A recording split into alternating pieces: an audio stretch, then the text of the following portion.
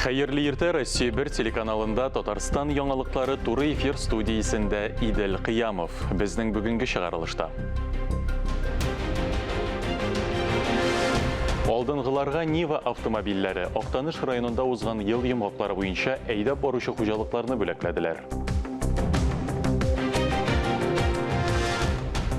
Республикада ковидка каршы прививка ясату дәвам итә. Вакцинаның беренче дозасын 12 меңнән артык кеше алган.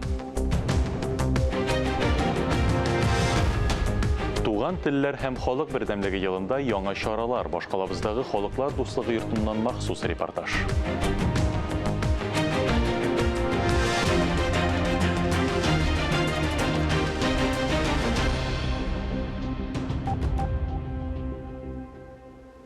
Меңдә 20 ел нәтиҗәләре буенча Актаныш район хакимияте белән ике арадагы килешүне үтәп чыгуга ирешкән 7 хуҗалык хезмәткәрләрен хөрмәтләү йөзеннән өр-яңа Нива автомобильләре белән бүләкләнде. Яңа машина ачкычларын Әлфия Авзалова исемендәге Мәдәният йорты каршындагы мәйданда тантаналы чарада район башлыгы Энгел Фәттахов тапшырды. Нигез, Шишмә, Башак, Нур, Наратлы хуҗалыклары, Шишмә, Әнәк агрофирмаларына Нива автомобильләре тапшырылды.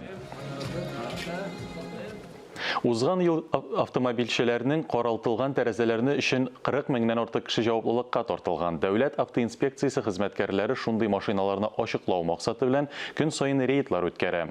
Тәрәзәләрнең яктылык үткәрүчәнлеге махсус җиһаз белән тикшерелә. Ул кимендә 70% булырга тиеш. Әгәр автомобиль хуҗасы тәрәзәләрне каралтса, 500 сум күләмендә штраф каралган. Ә кагыйдәне бозу кабатланган чиракта штраф 2 арта яки 15 тәүлеккә арест салына. Татарстанда рейд барышында 300-дән артык машина йөртүче административ җаваплылыкка тартылган. 3 машина йөртүченең кабат тәрәзәләрне каралтуы ачыкланган. Берничә көн рәттән яуган кар шәһәр юлларын каплап куйды. Трак коммуналь хезмәтчеләр һәм идарәче компания аны җыештыруга барлык көчен куя. Кар ишүдән туктады, әмма хәзер аның өемнәрен шәһәрдән чыгарып өлгертәсе бар. Кайчак булган ресурслар да җитеп бетми. Коммуналчылар шәһәрнең кардан арындыру буенча эшне хәбәрчебез күзәтте. Кар җыйгыч машина иртәнге сәгать 3-кә кузгала инде. Бу вакытта әле юлларда комаучаулаучы автомашиналар булмый. Бу көннәрдә коммунал хезмәтчелекләр өчен иң кызу вакыт. Кар каты яуган көннәрдә юл кырыйларын гына чистартып тордылар. Хәзер җыелган кертләрне көчкә туплап карны полигоннарга чыгаралар. И в связи с погодными условиями мы работаем в усиленном режиме. Һава торышына бәйле рәвештә көчәйтелгән режимда эшлибез. Урамнарны чистартуга һәм кар чыгаруга барлык техниканы җиктек. Булар 3 КДМ, 6 МТЗ, 2 РКЦМ һәм грейдер Амкадор. Өстәмә рәвештә үзәк урамнарда карны чыгару өчен 2 Амкадор һәм 8 КАМАЗ җәлеп иттек. Машиналар көнгә 60-70 рейс ясыйлар. Көн саен КАМАЗлар 1200-дән күбрәк метр куб кар чыгаралар. Беренче чиратта автомобиль хәрәкәте тыгыз булган үзәк урамнардан. Даже если вот снег идет, мы прекращать не будем. Эшне бер нәрсәгә карамастан туктатмыйбыз. Кар яуганда да барлык җәяүле аркылы чыгу урыннарында чистартабыз. Кайдадыр элегереп тә җитмибездер, әмма яшәүчеләргә уңайлы шартлар булдыру өчен барлык көчне куябыз. Идарәче компания хезмәткәрләренә дә җиңел түгел. Алар балансында 130-дан күбрәк күп катлы йорт. Кар тулган ишегалларын 11 ишегалды җыештыручы чистарта. Аларның төп коралы көрәкләр. Когда снег идет, мы стараемся тогда, когда снег перестанет, и сразу выходить. Кар яуганда эш күп. Без ул туктагач та җыештырырга тырышабыз. Бик иртәнге сәгатьләрдә тотынабыз. Ә кайчакта урамда парковкаланган машиналар коммуналчылар эшенә комаучаулык тудыра. Мондый проблемалар белән алар барлык ишегалларында диярлек очраша.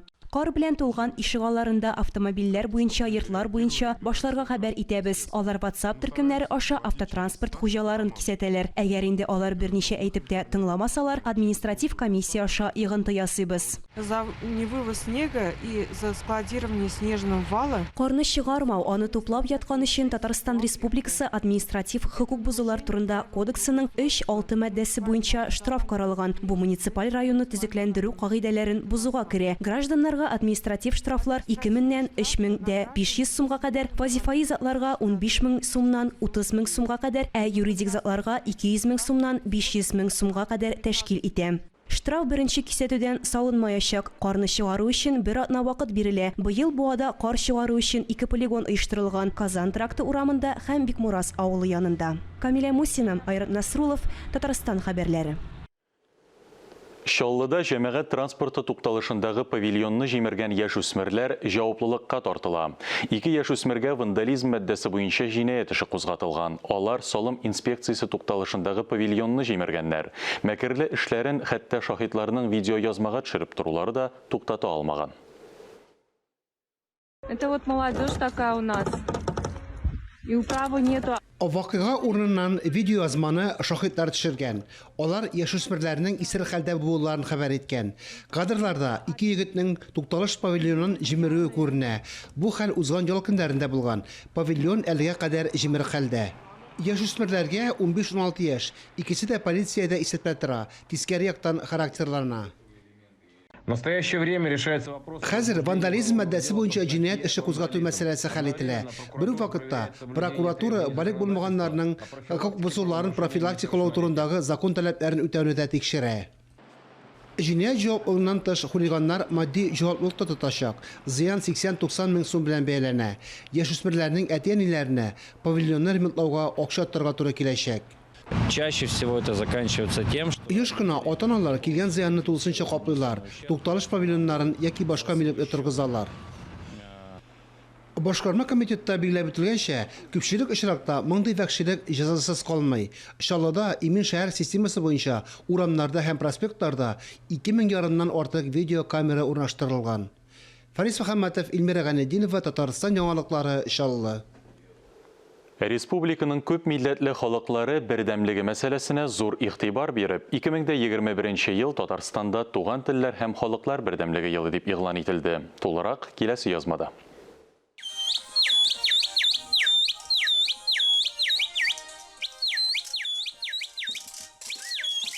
Илебезнең теләсә кайсы төбәгенең иминлеге, бөтен милләт һәм диннәр вәкилләренең дус һәм килешеп яшәве безнең алар арасында ни дәрәҗәдә элемтәләр урнаштыруыбыздан тора. Мондый мөмкинлекне халыклар дуслыгы йорты тудыра. Биредә эшләп килүче күп милләтле якшәмбе мәктәбедә Татарстанда яшәүче халыкларның телен, мәдәниятын саклауга һәм үстерүгә юнәлтелгән. Иң мөһиме, төрле милләтләр монда бер мөхиткә туплана. Мы стараемся научить детей разговорной речи.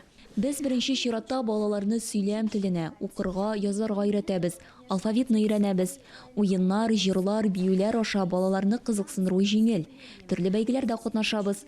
Чуаш халкы җырларын өйрәнәбез. Безгә күптән түгел яңа китаплар бүләк иттеләр. Чуаш китап нәшриятына зур рәхмәтләребезне җиткерәбез.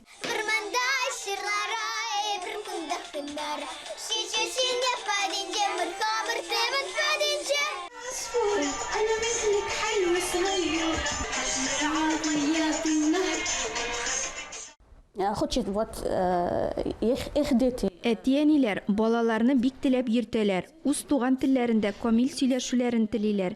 Төркемгә төрле милләт балалары йөри. Монысы бик сөендерә. Бүген мәктәпләрдә тыгыз программа белән укыту бара. Өй эшләре дә шактый бирелә. Спорт, бию түгәрәкләренә дә йөриләр. Шуңа да карамастан, һәрбер милләт кешесе үзенең туган телен тирәнтен өйрәнүгә вакыт таба.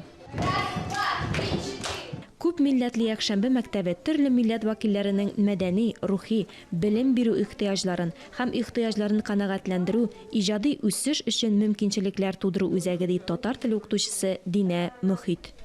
Сәлам, уку әсбабы буенча барабыз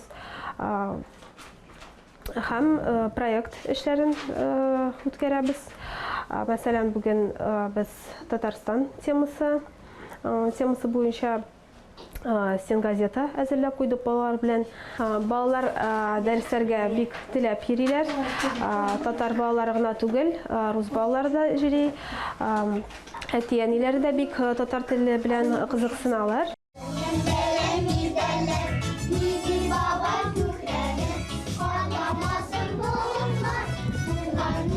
Жанны биреп эшләгән эш нәтиҗәләрсез булмый. 2 дистәдән артык эшләп килүче күп милләтле якшәмбе мәктәбен тәмамлап, инде үз балаларын йөртә торган буын үскән.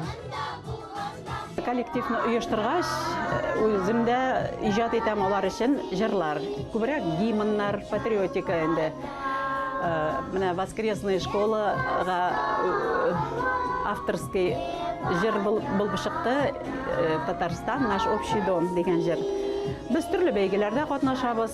Киләсе ел бит инде безнең туган тел елы. шул уңайдан біз өзіміздің репертуарыбызға туған тіл деген жырыбызны кірттік. 3 тілдә башқарабыз: татарша, русша, инглизчә инде. Менә хәзер инде шул жырны тәкъдим итәм балалар.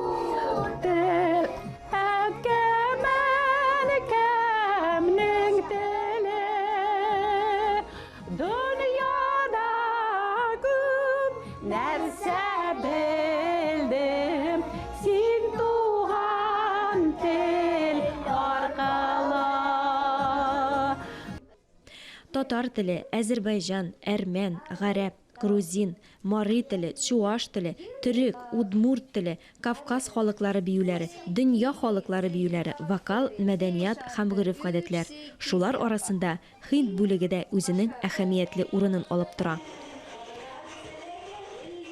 Наш коллектив «Сантош» был образован еще в 1989 году. Безнең төркем 1989 елда барлыкка килгән. Аның тарихы бик бай. Һинд телен, җырларын, биюләрен яратучы, кызыксынучыларны берләштерә. Төркемгә яшь кызлар, әниләр, апалар килә, яшь чикләве юк. Шулай ук бәйгеләрдә катнашабыз, җиңүләр яулыйбыз.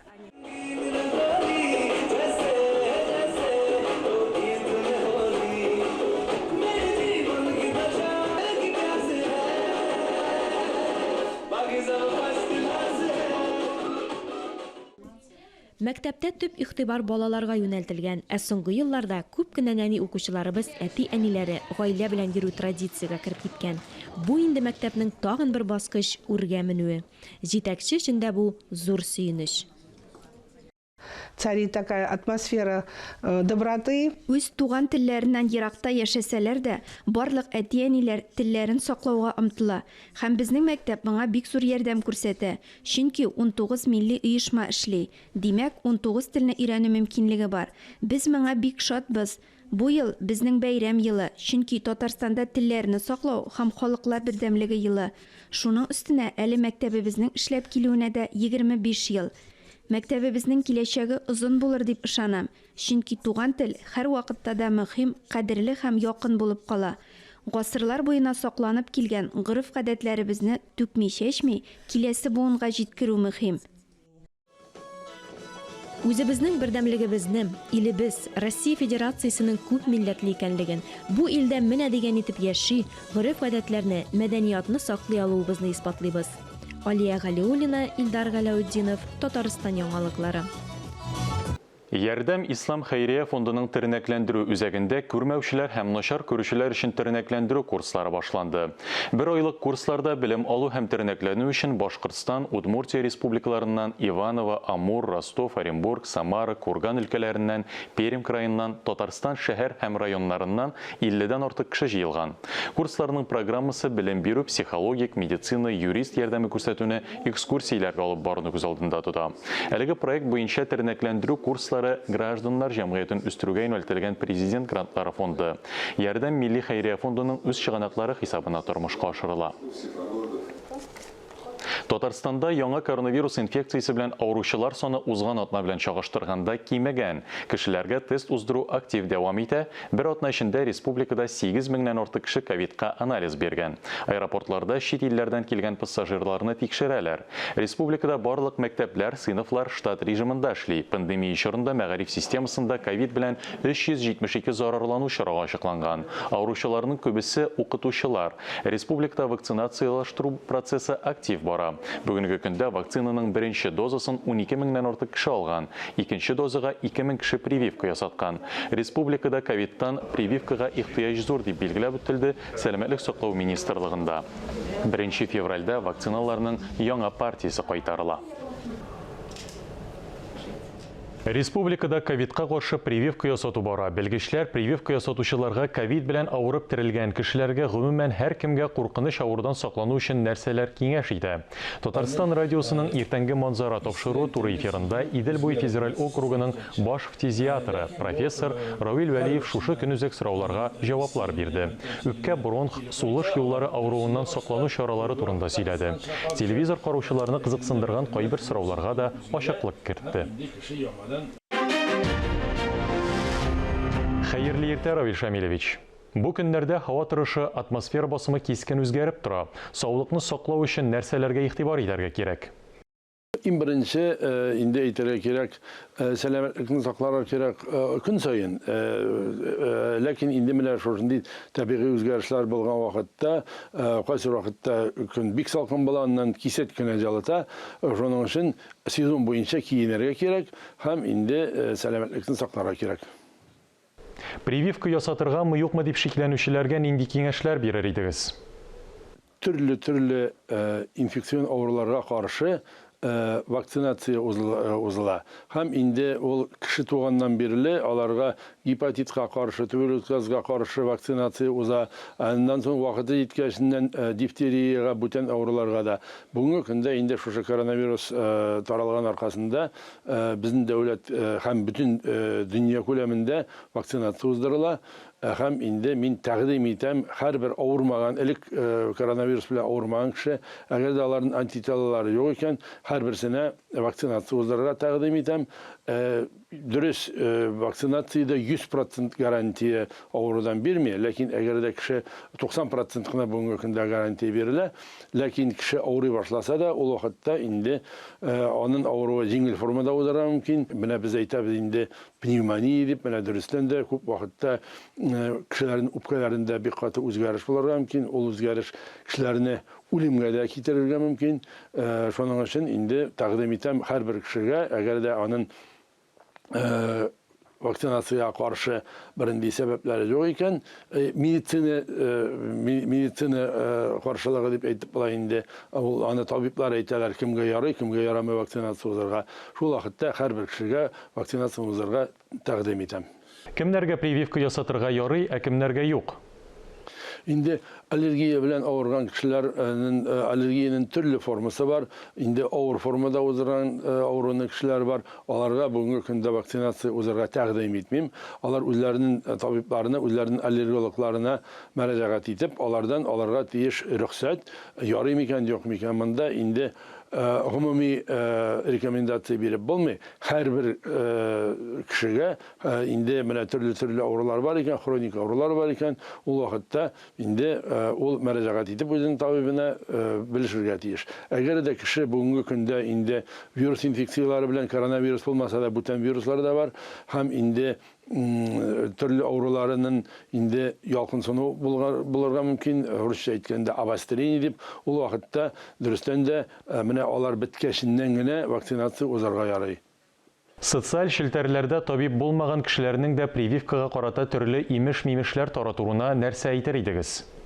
Инде менә без дөрес итеп аңлар тиеш. Буш бер нәрсә дә юк. Менә әйтәләр бездә буш медицина түгел, аның өчен хөкүмәт акча түли.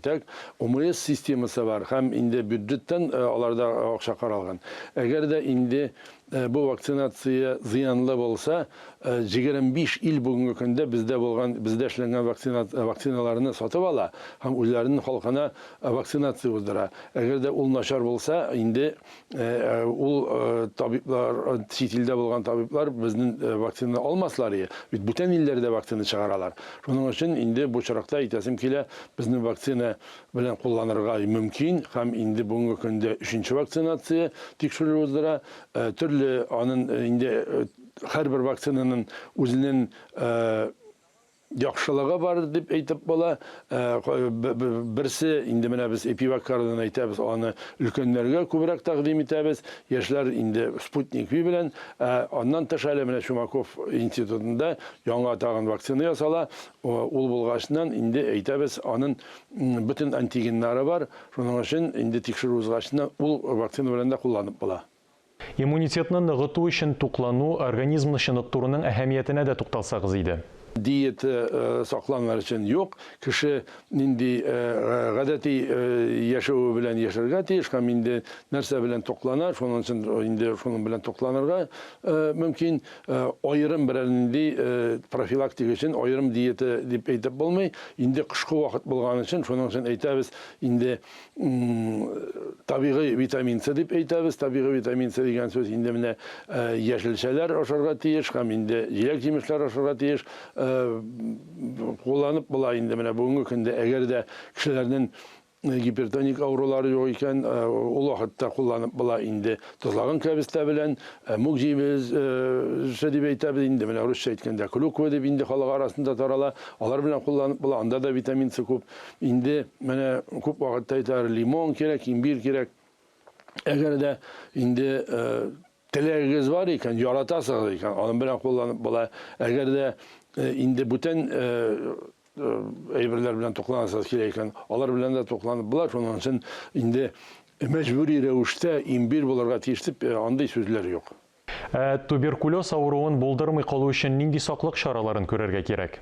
Бүгенге көндә инде дөнья күләмендә bu problemаны күтәрелде. Дөрестән дә менә дөнья күләмендә шушы профилактик чаралар аркасында халык бит ел саен инде флюорография узадыры, тикшерүләре вакытында туберкулез табылып, аны вакытында дәвалар өчен инде шушы коронавирус аркасында күп профилактик чаралар тыелды. Шуның өчен инде бүгенге көндә флюорографияны узган кешеләрнең саны кимеде.